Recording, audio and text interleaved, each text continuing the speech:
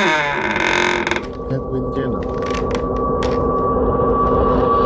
Assalamualaikum warahmatullahi wabarakatuh. Allahu la ilaha illa huwal hayyul qayyum. Spirit, be here with me. Hello everyone, আসসালামু আলাইকুম। আশা করছি আপনারা সকলেই ভালো আছেন, সুস্থ আছেন। তো আবারও আপনাদেরকে রহস্যময় পৃথিবীর কৌতূহলে স্বাগতম। তো মাই ডিয়ার লিসেনার, আর দেরি না করে চলুন আজকের ঘটনাটি আপনার এবং আমি এক্সপ্লেন করি এবং আপনারা শুনুন। তো দেরি কিসের, যেরকমভাবে লেখা আছে আমি আপনাদের মাঝে সেরকমভাবেই উপস্থাপনা করছি। চর মোহাম্মদপুরের গেছোবোধ। চর মোহাম্মদপুর নামান্তরের বিহিরামপুর আমাদের পৈতৃক বাড়ি সিলেট শহর থেকে 5 মাইল দূরে। কিন্তু আমি যে সময়ের কথা বলছি তখন এই জায়গাটি ছিল আজ পড়া গা। শহর থেকে বাসে এসে 1 মাইল হেঁটে বাড়ি যেতে হতো। কোনো গাড়ির রাস্তা কিনা রিক্সা যাওয়ার কোনো পথ ছিল না। তার উপর বর্ষাকালে যেতে পথ প্রায় কাদা মারিয়ে যেতে হতো, মাঝে মাঝে ডুবা পেরিয়ে। এখন জায়গায় ছোটবেলা আমরা যেতাম বাৎসরিক স্কুল ছুটির সময় নানা বাড়ি আর আমাদের পৈতৃক বাড়ির ছুটি কাটাতে। নানা বাড়িতে নানি আর খালারা থাকতেন, কিন্তু চর মোহাম্মদপুর বাড়িতে দাদা দাদি কেউ ছিল না। তারা অনেক আগেই গত হয়ে গিয়েছিলেন। সে বাড়িতে থাকেন আমার চাচারা আর এক ফুফু। এছাড়া এই বাড়ির সীমান্তায় থাকতেন অন্যান্য শারিকেরা তাদের নিজস্ব ঘরে। বাড়ির পরিমণ্ডলে ছিল অনেক বড় বড় গাছ আর 3টি পুকুর। বাড়ির পিছনে ছিল উঁচু উঁচু হিজল, শিমুল, সুপারি আর বিভিন্ন ফলের গাছ। ফলের মধ্যে প্রধান ছিল কাঁঠাল, আম, পেয়ারা আর গাব গাছ। গরমে ছুটিতে গেলে এই সমস্ত ফল খাওয়া ছিল গ্রামের বাড়িতে যাওয়ার এক বিরাট আকর্ষণ। এই গাছগুলো সম্পর্কে বলা খুব প্রয়োজন, কারণ এই গল্পের সঙ্গে গাছগুলো জড়িত। আমাদের গ্রামের বাড়িতে একটি ব্যাপার আমার খুব অপছন্দ ছিল আর খুব ভয়ের কারণ, তা ছিল দৈনিক শৌচক্রিয়া। বাড়ির পৌঁছালয় ছিল বাড়ি থেকে দূরে বড় বড় গাছ পরিবেষ্টিত একটি ডুবার ধারে। মেয়েদের জন্য আরেকটি শৌচালয় ছিল ঘরের কাছে, কিন্তু ছেলেদের যেতে হতো দূরটিতে। সে ছিল এক ভীতিকর অবস্থা, কারণ সে জায়গাটি দিনের বেলাতেও অন্ধকার থাকতো। খুব ছোটবেলা আমাদের সাথে আমরা বড় কোনো ঘরের কাজের লোক নিয়ে যেতাম, কিন্তু একটু বড় হওয়ার পর কেউ যেতে রাজি হতো না, একা একাই যেতে হতো। বাড়ির লোকেদের বিশ্বাস গাছগুলোতে জিনের আস্তানা। কথাটা কাল্পনিক জানি না, তবে আমার সব সময় মনে হতো যে স্থানটিতে জিনভূত আশেপাশে লুকিয়ে আছে আর সুযোগ পেলে আমার উপর ঝাঁপিয়ে পড়বে। যাই হোক, কোনো মতে আমি দিনের বেলা আমার কাজ সারতাম, রাতের ছোট কাজ ঘরের পাশে কোনো গাছের নিচে সেরে ফেলতাম। চর মোহাম্মদপুরের বাড়িতে অনেক গৃহ কর্মচারী ছিল, কারণ বাড়িতে অনেক লোক আর গৃহপালিত পশু ছিল। বাড়িতে কাজ যত ছিল তার চেয়ে বেশি ছিল কাজের লোক। এদের কেউ কেউ আশ্রয় নিয়ে বাড়িতে থাকতো, কারণ তাদের নিজেদের ভরণ পোষণের কোনো সঙ্গীত ছিল না। বিশেষ কিছু মহিলারা, এদের মধ্যে একজন ছিল জয়তুন বিবি বলে এক বিধবা, যাকে বড় চাচা আশ্রয় দিয়েছিলেন। তার অকালে স্বামী মারা যাওয়ার পর তার কোনো সন্তান ছিল না। আমরা তাকে জয়তুনজি বলে ডাকতাম। জয়তুনজির বাড়িতে স্থান ছিল গৃহবৃত্ত আর পালিত মেয়েদের মাঝামাঝি।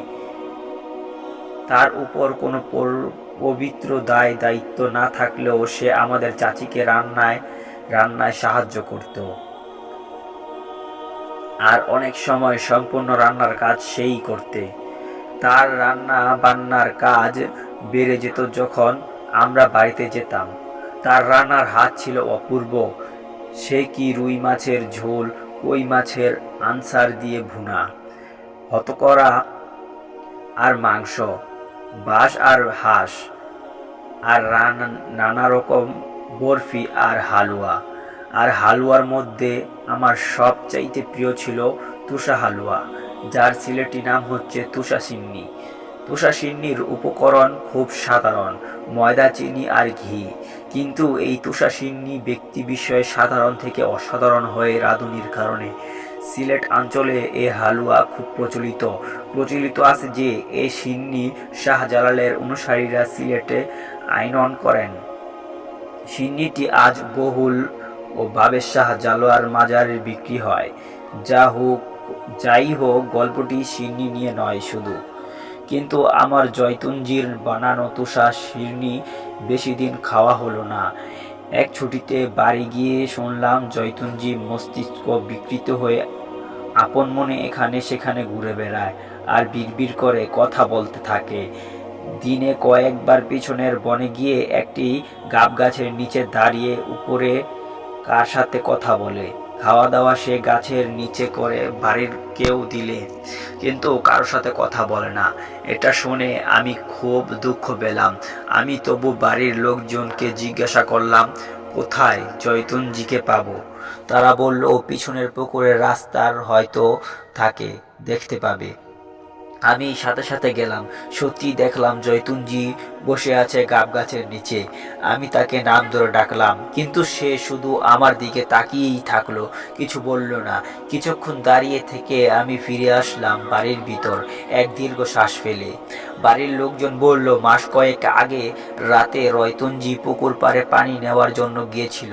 অনেকক্ষণ পর সে যখন বাড়ি ফিরে না, তখন চাচি বাড়ির অন্য এক চাকরকে তার খোঁজ নিতে পাঠালে সে দেখতে পায় জয়তুন গাব গাছের নিচে পড়ে আছে অজ্ঞান হয়ে। তার মুখ থেকে ফেনা বেরোচ্ছিল। দুজন মানুষ তাকে তুলেও আনে। ঘরে ফেরার পর তাকে পানি ঢেলে জ্ঞান ফেরায়, কিন্তু জ্ঞান ফিরালেও জয়তুন কোনো কথা পরিষ্কার বলতে পারে না, শুধু বাইরে আঙ্গুল দেখায় আর চিৎকার করতে থাকে। এরপর কয়েকদিন সে জ্বরে ভোগে।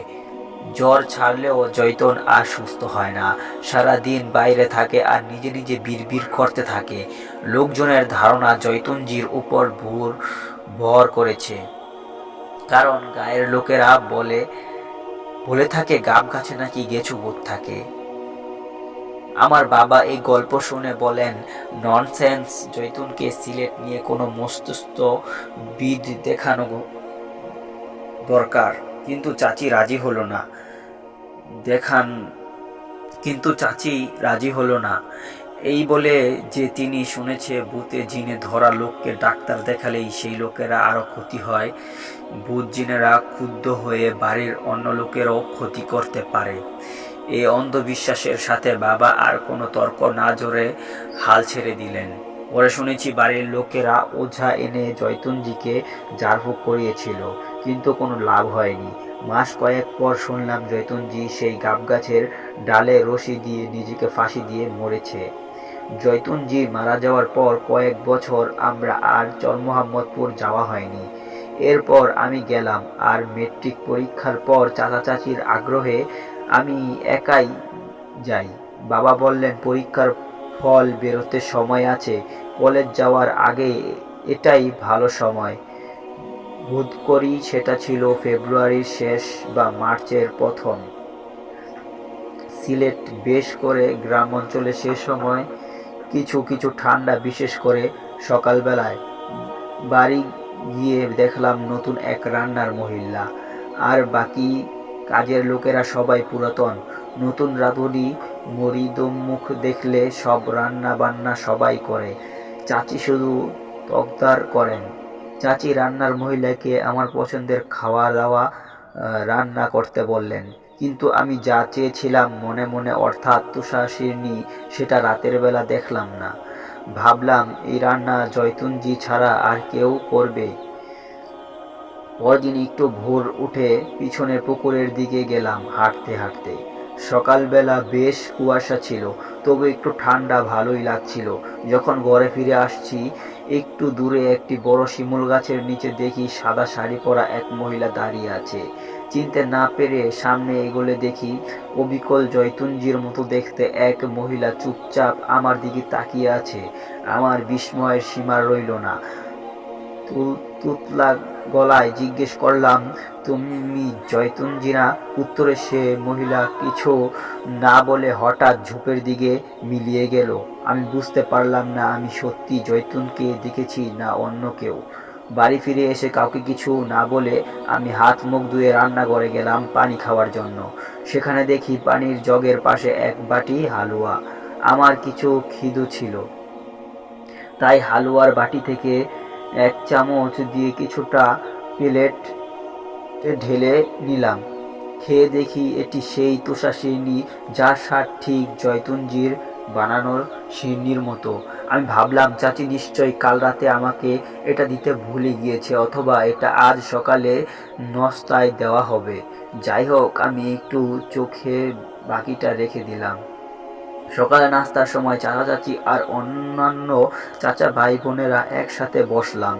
আমি তাদের কাউকে আমার ভোরের সে লোম কাঁপানো ঘটনার কথা বললাম না, পাছে তার মানে করে আমি বানিয়ে বলছি। নাস্তার প্রচুর আয়োজন, পরোটা, ঝুরি, গোস্ত, চাকি চাকি করে চই পিঠা, ভাজি, ভাজা কই মাছ, নারিকেলের পুর, মিষ্টি, ফিরনি, অনেক কিছু। কিন্তু আমি অবাক হয়ে দেখলাম সেই তুষার শিরনি যা ভোরে রান্না ঘরে দেখেছি তা নেই। আমি আর থাকতে না পেরে চাচিকে জিজ্ঞেস করলাম, চাচি তুষার শিরনি কই? চাচি অবাক হয়ে আমাকে পাল্টা প্রশ্ন করলেন, তুষার শিরনি আসবে কোত্থেকে? মরিয়ম তো তুষার শিরনি করতে জানে না। আমি তখন বললাম, আমি যে সকালে রান্না করে দেখলাম এক বাটি তুষার শিরনি, আমি তো কিছুটা খেয়েওছি। এবার চাচি আর চাচা দুজনেই হতবাক। চাচি সাথে সাথে উঠে গিয়ে রান্নাঘরে দেখলেন, সেখানে থেকে আমাকে ডাক দিয়ে কোথায় শিরনি বাটি দেখেছি তা দেখাতে বললেন। আমি রান্নাঘরে ঢুকে যে তাকে পানির জগ থেকে সেদিন আঙ্গুল দেখালাম, কিন্তু কোথায় সেই শিরনির বাটি? কিছুই তো নেই। আমি বললাম, চাচি আমি হালফ করে বলছি এই তাকে শিরনির বাটি ছিল। চাচি শুধু মাথা নেড়ে খাবারের ঘরের দিকে চলে গেলেন। চাচা আমার দিকে এমনভাবে তাকালেন যেন মনে হলো তিনি আমার মস্তিষ্ক বিকৃত হয়েছে বলে মনে করছেন। আমি মাথা নিচু করে কোনো মতে খাওয়া শেষ করলাম। খাওয়ার শেষ করে চাচাতো ভাই, যিনি আমার চেয়ে কিছু বড়, আমাকে চেপে ধরলেন জানতে আসলে কি হয়েছিল। আমি তখন তাকে একান্তে নিয়ে ভোরবেলার সেই অলৌকিক ঘটনা, যুগের পাশে জয়তুনজিকে দেখা আর রান্নাঘরে অবিশ্বাস্য তুষার শিরনি খাওয়ার কথা বললেন। আমার ভাই নির্বিকার ভাবে কথা শুনে বললেন তিনি এতে আশ্চর্য হন নাই, কারণ তিনি কয়েকজন কাজের লোকের কাছ থেকে শুনেছেন তারা এক সাদা শাড়ি পরা মেয়ে মানুষকে ঝোপের আড়ালে দেখেছে, কিন্তু সে মূর্তি তাদের কোনো বিরক্ত করেনি। ভাই মনে করেন আমি যাকে দেখেছি সেটি সেই প্রেতাত্মা হতে পারে, তবে সে জয়তুনজি কিনা বলা মুশকিল। আর যে শিরনি আমি খেয়েছি সেটা হয়তো আমার কল্পনা। ভাইয়ের কথা আমাকে কিছুটা বিশ্বাস দিলেও তার আমার শিরনি খাওয়াকে কল্পনা বলে আমি নিতে পারছিলাম না। আমি তাকে সাথে নিয়ে বাড়ির পিছনে জঙ্গলের দিকে গেলাম, তাকে দেখাতে সেই স্থান যেখানে আমি জয়তুনজিকে দেখেছি। বেশি দূরে যেতে হলো না। গাব গাছের নিচে পৌঁছাতেই দেখি ঘাসের উপর পড়ে একটি পিতলের বাটি, আর তাতে শিরনি। ভাই, এই তো সেই বাটি যা সকালে আমি রান্না করে দেখেছি। দেখি বলে ভাই সেই বাটিটি হাতে নিলেন। তাই তো, এত দেখছি তুষার শিরনি, এটা এখানে কেন? তিনি অবাক হয়ে জিজ্ঞেস করলেন। এর উত্তর আমার কাছে ছিল না। আমি শুধু তাকে জিজ্ঞেস করলাম, ভাই আমার কি শিরনি খুব? আমার ভাই মুরব্বিয়ান সুরে বললেন, এটা জিনের তৈরি বাটি, জঙ্গলে ফেলে দাও। আমি তাই করলাম। আমি এরপর দিন চরমোহাম্মদপুর থেকে সিলেট হয়ে ঢাকা চলে আসি, এই বলে যে আমার কলেজ নিয়ে চিন্তা ভাবনা করতে হবে। আসলে আমি অনেক ভয় পেয়ে গিয়েছিলাম। আমার বদ্ধ ধারণা সেদিনের প্রেতাত্মা আসলেই জয়তুনজি।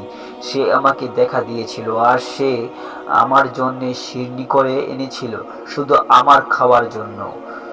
আমি যেটুকু খেয়েছি তারপর বাকিটা আর কাউকে খেতে না দিয়ে আবার বাটিটা ফেরত নিয়ে আসে। কিন্তু বোধ করিনি তাড়াহুড়াতে গাছের নিচে ফেলে গিয়েছি। আমি জানতাম না আমি যতদিন বাড়িতে থাকবো জয়তুনজি আমাকে দেখতে আসবে। আমি জেনে শুনে একটি প্রেতাত্মার সামনে আর যেতে পারবো না, তা সে প্রেতাত্মা আমাদের প্রিয় জয়তুনজি হোক না কেন। তো এই ছিল একটি দুর্দান্ত পাঠানো ঘটনা। এই ঘটনাটি খুব ভালো লাগলো। তো এই ঘটনাটি যদি আপনাদের কাছে ভালো লেগে থাকে অবশ্যই কমেন্টে লিখে জানাবেন। তো ভালো থাকুন, সুস্থ থাকুন, দেখা হচ্ছে পরবর্তী আরও একটি দুর্দান্ত ভিডিও নিয়ে। আল্লাহ হাফেজ।